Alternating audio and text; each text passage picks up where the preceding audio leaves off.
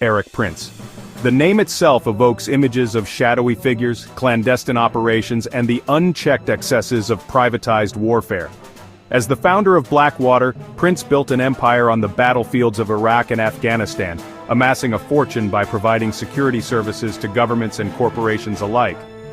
Blackwater's mercenaries, often poorly trained and operating with little oversight, became synonymous with human rights abuses, culminating in the horrific Nisour Square massacre in 2007, where Blackwater employees killed 17 Iraqi civilians.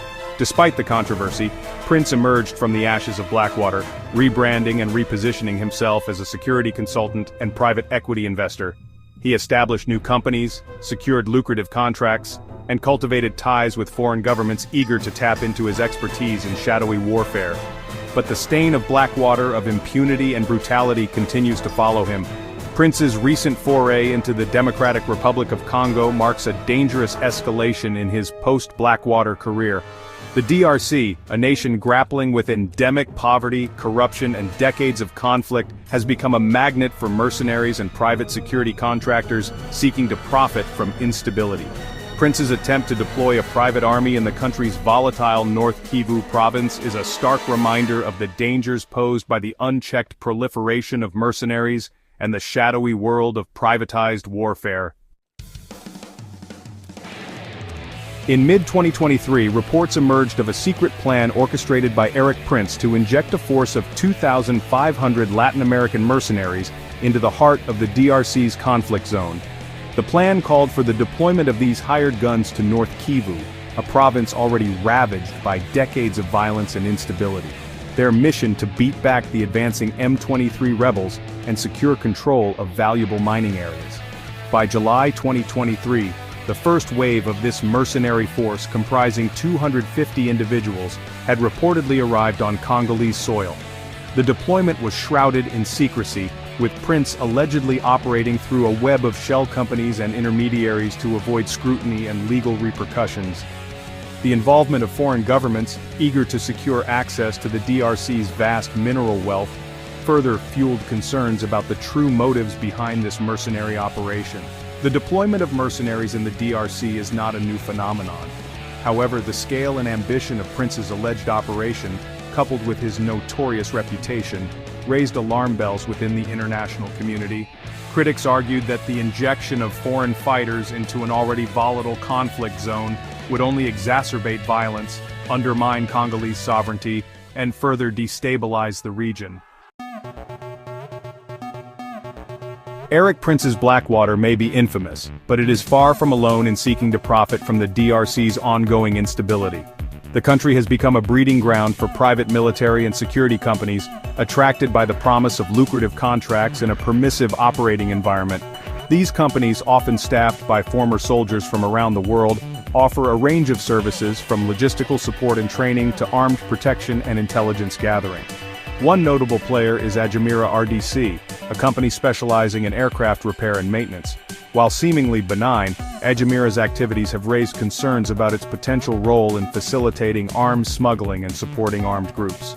Congo Protection, another PMSC operating in the country, provides combat training and support to the Congolese armed forces. However, the company has been accused of lacking transparency and accountability, with allegations of its personnel engaging in human rights abuses.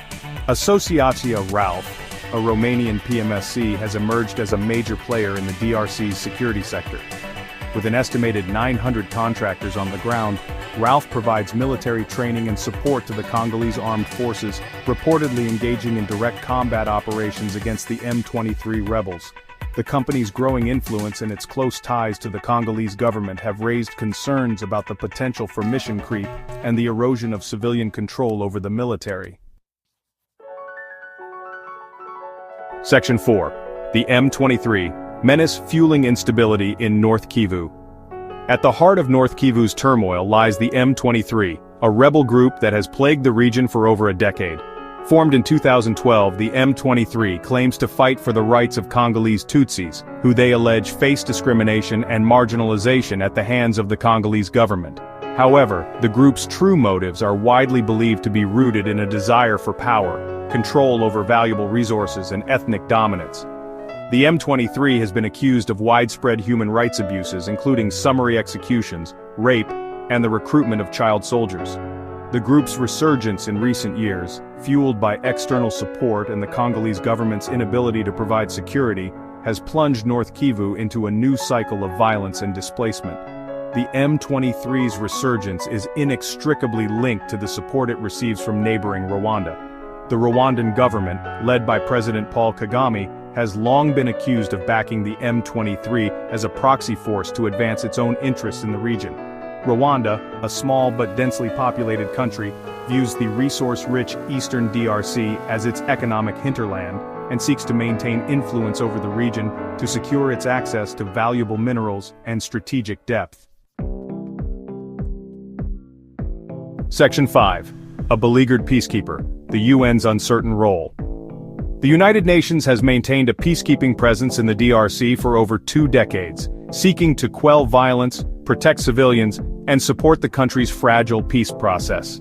The UN Organization Stabilization Mission in the Democratic Republic of the Congo, known as MONUSCO, with its thousands of troops, police, and civilian personnel, has been a constant presence in the country's conflict zones, striving to bring stability to a region ravaged by war.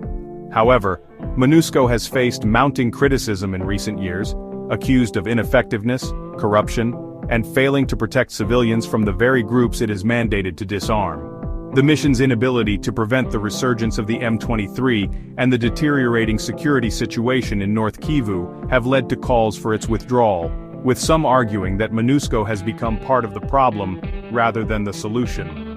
The UN's decision to ease the arms embargo on the DRC in December 2022 further complicated the situation. The move, intended to bolster the Congolese government's ability to defend itself against armed groups, raised concerns about fueling an arms race and exacerbating violence. The influx of weapons, without adequate safeguards and oversight, risks further destabilizing the region and empowering armed groups including the M23.